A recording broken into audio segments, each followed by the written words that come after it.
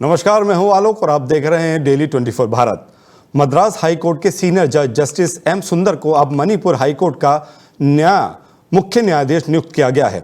आज विधि मंत्रालय की ओर से जारी अधिसूचना में यह जानकारी दी गई कि जस्टिस सुंदर मौजूदा चीफ जस्टिस केम्पैया सोमशेखर के रिटायरमेंट के बाद ये पद संभालेंगे। गौरतलब है कि सुप्रीम कोर्ट के कॉलेजियम ने हाल ही में 3 हाईकोर्ट जजों को अलग अलग राज्यों में चीफ जस्टिस बनाने की सिफारिश की थी, जिसमें कर्नाटक हाईकोर्ट के जस्टिस पवन कुमार बी बजथरी और पटना हाईकोर्ट का मुख्य न्यायाधीश और कलकत्ता हाईकोर्ट के जस्टिस सोमेन सेन को मेघालय हाईकोर्ट का चीफ जस्टिस बनाने की सिफारिश भी शामिल थी। न्यायमूर्ति एम सुंदर का मणिपुर हाईकोर्ट आना इसलिए भी अहम है क्योंकि राज्य लंबे समय से संवेदनशील हालात से गुजर रहा है। ऐसे में एक अनुभवी और संतुलित न्यायिक नेतृत्व राज्य की कानून व्यवस्था और न्यायिक प्रक्रिया को मजबूती देगा। फिलहाल विधि मंत्रालय की घोषणा के बाद अब सभी की नजरें इस बात पर टिकी हैं कि नए मुख्य न्यायाधीश के नेतृत्व में मणिपुर हाई कोर्ट कैसे आगे बढ़ेगा। अब नजर डालते हैं पड़ोसी देश नेपाल की राजनीति पर, जहां इतिहास रचते हुए सुशीला कार्की ने प्रधानमंत्री पद की शपथ ली है। और खास बात यह है कि सुशीला कार्की पहले नेपाल की सुप्रीम कोर्ट चीफ जस्टिस रह चुकी हैं और अब वो देश की पहली महिला न्यायिक प्रधानमंत्री बन चुकी हैं। शपथ लेने के बाद उन्होंने सख्त तेवर दिखाते हुए कहा कि हाल के समय में देश में जो हिंसा और अत्याचार की घटनाएं हुई हैं उनकी उच्च स्तरीय जांच करवाई जाएगी। और उन्होंने साफ शब्दों में कहा कि कानून से ऊपर कोई नहीं है, जो दोषी होगा उस पर कड़ी कार्रवाई होगी। उनकी साफ सुथरी और कड़क छवि के चलते देश में उनकी नियुक्ति को लेकर मिली-जुली प्रतिक्रिया देखने को मिल रही है। कुछ लोग इसे उम्मीद की किरण मान रहे हैं तो कुछ सियासी दल उनकी कार्यशैली को लेकर चिंता में हैं। अब नेपाल की राजनीति के लिए नए मोड़ पर दूसरे क्षेत्र की निगाहें टिकी हुई हैं। इस वक्त की बड़ी खबर आ रही है असम से, जहां प्रधानमंत्री नरेंद्र मोदी ने दरांग जिले में एक बड़ी जनसभा को संबोधित किया और कांग्रेस पर सीधा हमला बोला है। पीएम मोदी ने खुद को भगवान शिव का भक्त बताते हुए कहा, मुझे गालियां दीजिए, मैं भगवान शिव का भक्त हूं, सारा जहर पी जाता हूं, लेकिन जब मां कामाख्या, शिव जी या हमारे महापुरुषों का अपमान होता है तब चुप नहीं बैठता। प्रधानमंत्री की यह टिप्पणी सीधे उस बयान की प्रतिक्रिया मानी जा रही है जो करीब 1 साल पहले कांग्रेस नेता राहुल गांधी ने भगवान शिव को लेकर दिया था। दरअसल राहुल गांधी ने संसद में अपने भाषण के दौरान कहा था, अगर आप भगवान शिव की तस्वीर को देखें तो समझ में आएगा कि हिंदू कभी डर और नफरत नहीं फैला सकता, लेकिन बीजेपी 24 घंटे डर और नफरत फैलाती है। हमारे सभी धर्म और महापुरुष अहिंसा और निर्भयता की बात करते हैं, लेकिन जो खुद को हिंदू कहते हैं वो आजकल हिंसा, नफरत और झूठ का प्रचार करते हैं। आप हिंदू हो ही नहीं। भगवान शिव ने खुद को और अपने अहंकार को नष्ट कर दिया ताकि एक नया दृष्टिकोण मिल सके। बीजेपी ने राहुल गांधी के इस बयान को हिंदू धर्म और भगवान शिव का अपमान बताते हुए कड़ी आलोचना की थी। अब उसी पर पीएम मोदी ने असम की धरती से जवाब दिया है। इस मौके पर प्रधानमंत्री ने 18,530 करोड़ से ज्यादा की बुनियादी ढांचा और औद्योगिक विकास परियोजनाओं का उद्घाटन और शिलान्यास भी किया है। उन्होंने मां कामाख्या के आशीर्वाद से ऑपरेशन सिंदूर की सफलता का जिक्र किया और कहा कि असम अब विकास की नई उड़ान भर रहा है। भूपेन हजारिका को भारत रत्न ना दिए जाने को लेकर भी पीएम मोदी ने कांग्रेस को आड़े हाथों लिया है। उन्होंने कहा कि कांग्रेस ने इस महान कलाकार का अपमान किया, जबकि उनकी सरकार ने उन्हें वो सम्मान दिया जिसके वो असल में हकदार थे। अंत में पीएम मोदी ने कहा कि आज असम 13% की विकास दर के साथ देश के सबसे तेजी से आगे बढ़ रहे राज्यों में शामिल हो चुका है और ये असम की जनता की मेहनत और डबल इंजन सरकार की प्रतिबद्धता का ही नतीजा है। मैं तो भगवान शिव का भक्त हूं, सारा जहर निगल देता हूं।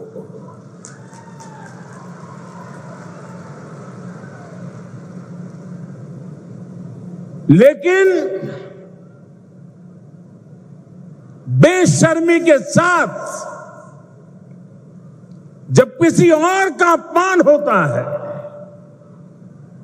तो मुझसे रहा नहीं जाता है। आप मुझे बताइए, भूपेंद्र को भारत रत्न देने का मेरा निर्णय सही है कि नहीं है? पूरी ताकत से बताइए, सही है कि नहीं है? भूपेंद्र को भारत रत्न दिया उसका कांग्रेस ने मखौल उड़ाया, वो गलत किया कि नहीं किया? असम के बेटे का, भारत के सपूत का कांग्रेस ऐसे अपमान करती है, बहुत दर्द होता है। मैं तो भगवान शिव का भक्त। कांग्रेस नेता राहुल गांधी कल यानी सोमवार को बाढ़ प्रभावित इलाकों का दौरा करेंगे। राहुल गांधी का यह दौरा खासतौर पर अमृतसर और गुरदासपुर जिलों तक सीमित रहेगा। यहां बीते दिनों भारी बारिश और जल भराव से आम जनजीवन बुरी तरह प्रभावित हुआ था। राहुल गांधी यहां बाढ़ पीड़ितों से मिलेंगे, उनकी स्थिति जानेंगे और स्थानीय प्रशासन से रिपोर्ट भी लेंगे। कांग्रेस पार्टी के मुताबिक राहुल गांधी जमीनी हकीकत को समझने के लिए सीधे गांव का दौरा करेंगे और राहत कार्यों की स्थिति पर भी नजर डालेंगे। आपको बता दें, इससे पहले प्रधानमंत्री नरेंद्र मोदी भी कुछ दिन पहले गुरदासपुर पहुंचे थे।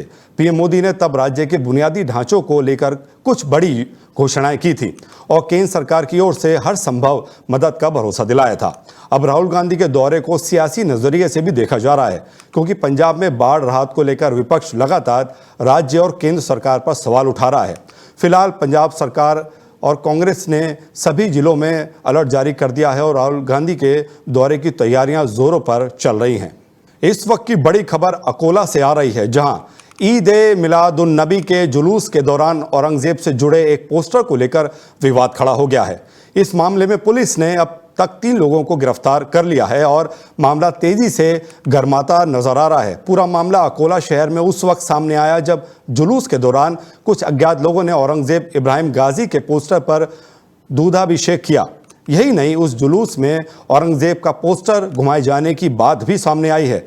इस घटना का वीडियो सोशल मीडिया पर वायरल हो गया है, जिससे धार्मिक भावनाएं आहत होने की बात कही जा रही है और शहर की शांति व्यवस्था पर भी नजर बढ़ाई जा रही है। पुलिस ने जानकारी दी है कि इस घटना से सामाजिक शांति और कानून व्यवस्था को खतरा पैदा हुआ है। इस संबंध में पुलिसकर्मी आशीष सुगंधी की शिकायत पर धारा 196(3)(5) BNS और महाराष्ट्र पुलिस की अधिनियम धारा 135 के तहत केस दर्ज किया है।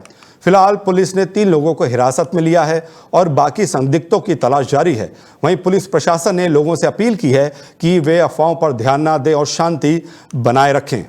अब चलते हैं पंजाब के जीरकपुर में, जहां एक्साइज विभाग ने गुप्त सूचना के आधार पर बड़ी कार्रवाई करते हुए भारी मात्रा में अवैध शराब जब्त की है। आरोपी को गिरफ्तार कर लिया गया है और केस भी दर्ज कर लिया गया है। पूरा मामला सताबगढ़ गांव का है, जहां एक झोपड़ी के पास अवैध शराब की दुकान चलाई जा रही थी।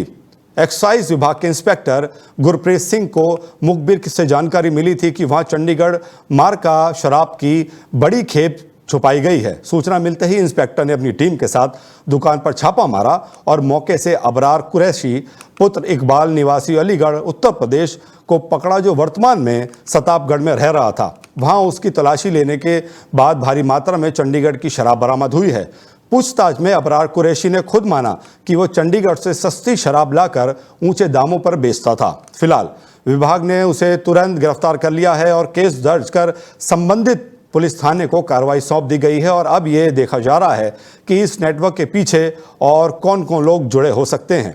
दिल्ली पुलिस की साउथ डिस्ट्रिक्ट नारकोटिक्स स्क्वाड ने एक बड़े गांजा तस्करी गिरोह का पर्दाफाश किया है। इस गिरोह के 4 तस्करों को गिरफ्तार किया जा चुका है, जिनके पास से 51 किलो से ज्यादा फाइन क्वालिटी का गांजा बरामद हुआ है।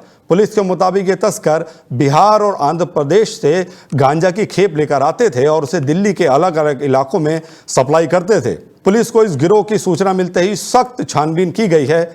इस ऑपरेशन के तहत एसीपी ऑपरेशन अरविंद कुमार और इंस्पेक्टर सुभाष यादव की टीम ने साकेत इलाके में ट्रैप लगाकर 2 आरोपियों को गिरफ्तार किया। बताया जा रहा है कि ये दोनों ऑटो में भारी मात्रा में गांजा लेकर जा रहे थे और जब्त गांजे की कीमत लगभग 10 लाख रुपए बताई जा रही है। गिरफ्तार आरोपियों की पहचान बिहार के धीरेन्द्र और उत्तर प्रदेश के रवि रोशन के रूप में हुई है और इनके निशानदेही पर पुलिस ने गैंग के 2 और सदस्यों रवि कुमार और धीरेन्द्र को भी गिरफ्तार कर लिया है। पूछताछ में सामने आया है कि कैसे ये गिरोह गांजा सप्लाई किया करता था, जहां धीरेन्द्र का काम था बिहार से गांजा दिल्ली तक पहुंचाना, जबकि रवि रोशन सप्लाई का काम संभालता था और रवि कुमार का काम कैश कलेक्ट कर वापस बिहार पहुंचाना था। फिलहाल पुलिस अब इस गिरोह के मास्टरमाइंड की तलाश में जुटी है और साथ ही पता लगा रही है कि ये लोग दिल्ली के किन इलाकों में सप्लाई करते थे और कौन लोग उनके साथ गांजा खरीदते थे। साउथ डिस्ट्रिक्ट की जो नारकोटिक्स स्क्वाड है वो काफ़ी समय से जो नारकोटिक्स का जो यहाँ पे सप्लाई या जो भी इलीगल एक्टिविटीज़ नारकोटिक्स रिलेटेड चलता है उस पर काम कर रही थी और इसी सिलसिले में एक बड़ी कामयाबी नारकोटिक्स स्क्वाड को मिली है। 8 तारीख को हमें एक सूचना मिली कि एक जो कॉन्ट्राबेंड सब्सटेंस का कंसाइनमेंट है वो खिड़की एक्सटेंशन से और शेख सराय रोड के बीच में कहीं पर डिलीवर होने वाला है सतपुड़ा झील के पास। तो अकॉर्डिंगली हमारी नारकोटिक्स की टीम ने एक वहाँ पर जाल बिछाया और हमारे जो इन्फॉर्मर थे उनके इंस्टेंस के पे एक ऑटो में एक ड्राइवर आ रहा था जिसका नाम रवि रोशन था और रवि रोशन के साथ धीरेन्द्र नाम का आदमी भी उस ऑटो में आ रहा था। उस ऑटो को उस खिड़की एक्सटेंशन से जो शेख सराय वाला रोड है वहाँ पर इंटरसेप्ट किया गया और इंटरसेप्ट किया गया तो वहाँ पर देखा गया कि एक कंसाइनमेंट देकर वो जा रहे थे जिसको बाद में डिटेल में देखा गया, जांच किया गया तो उसमें जो नारकोटिक्स सस्पेक्टेड टू बी गांजा ये वहाँ पर मिला हमें। डोंबिवली पूर्व के इंदिरा चौक पर शिवसेना और मनसा के कार्यकर्ताओं ने भारत और पाकिस्तान के बीच होने वाले क्रिकेट मैच का जमकर विरोध किया है। इस प्रदर्शन का नेतृत्व महिला संगठन की प्रमुख वैशाली दरेकर ने किया है। प्रदर्शनकारियों ने इस दौरान याद दिलाया कि डोंबिवली के 3 नागरिक पहलगाम के आतंकवादी हमले में शहीद हो गए थे। साथ ही पूरे देश में अब तक 18 लोग ऐसी हिंसा का शिकार बन चुके हैं। ऐसे में उन्होंने कहा कि जब देश के जवान अपने प्राण न्यौछावर कर रहे हैं तब इस मैच का आयोजन हिंदू समाज की भावनाओं को ठेस पहुंचाता है। प्रदर्शन में शिवसेना और मनसे के कई पद अधिकारी और बड़ी संख्या में कार्यकर्ता शामिल रहे।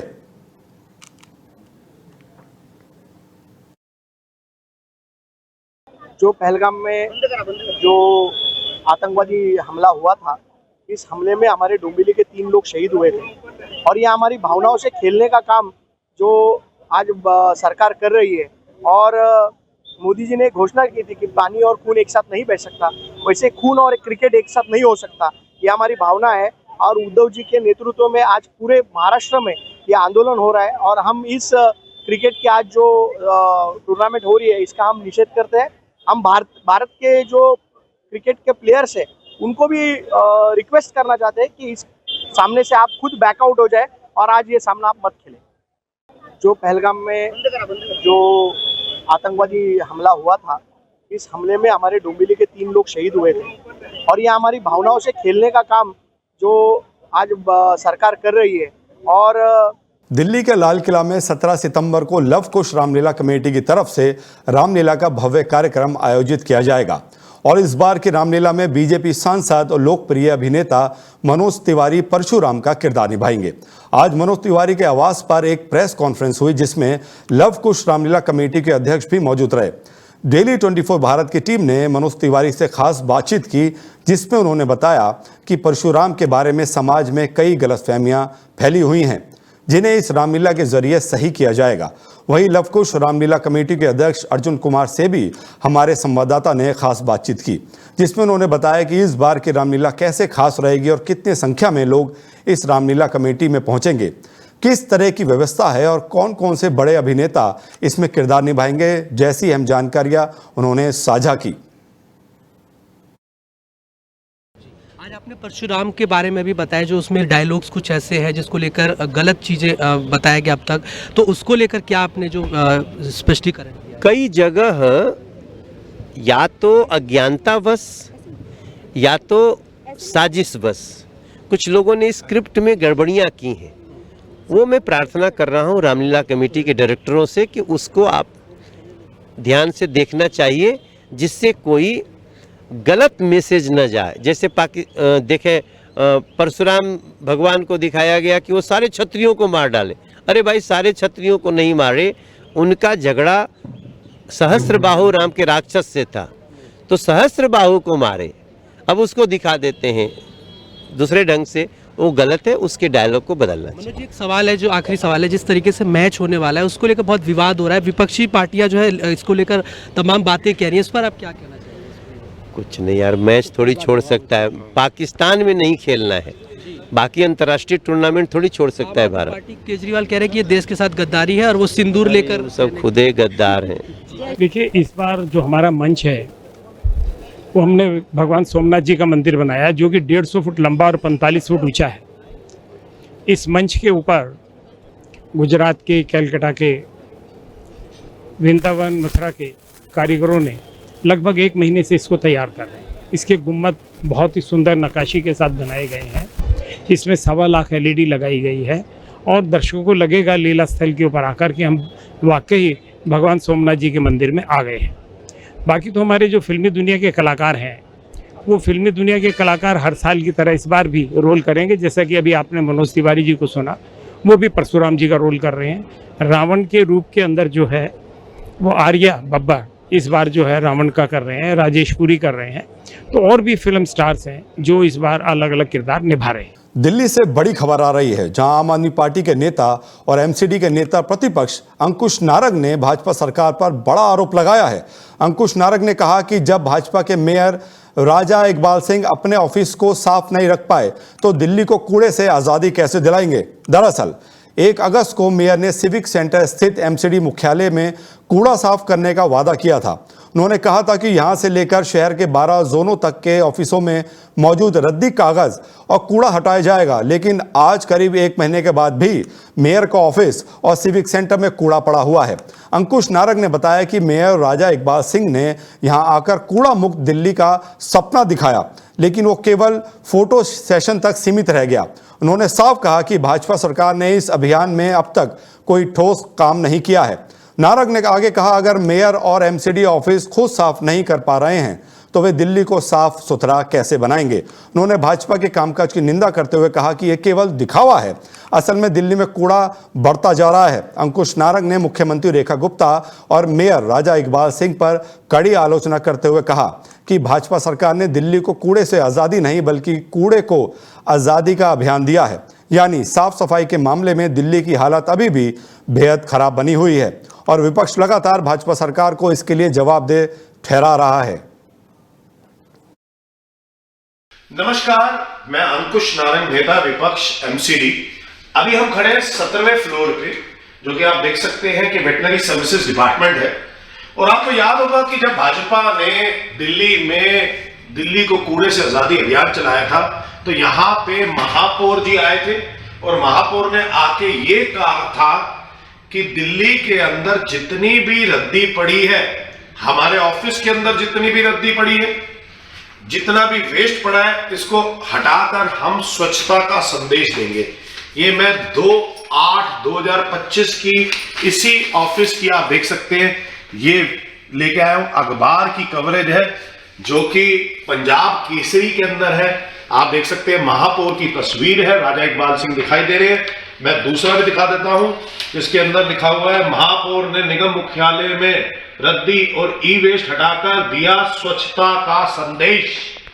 ये रहा, ये फिर से 2 अगस्त की न्यूज है, यानी कि इन्होंने 1 अगस्त को ये कवर किया होगा और 2 अगस्त को ये लोग यहां पर आए। इस बुलेटिन में इतना ही। अपना ख्याल रखिए और देखते रहिए डेली 24 भारत। नमस्कार।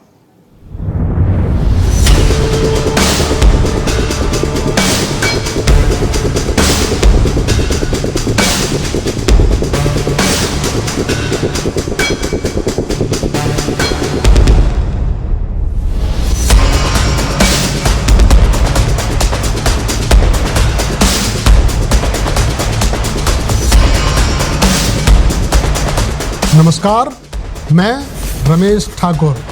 जल्द ही डेली 24 भारत पर होगा हाई अलर्ट।